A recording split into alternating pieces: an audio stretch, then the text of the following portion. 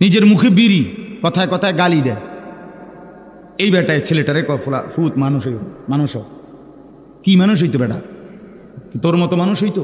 বিড়ি খাবি না, কথায় কথায় গালি দেন না, বলে কি বললেন আপনি? এটা মেয়ের বিয়েও সহজই ছিল, ছেলের বিয়েও সহজ ছিল।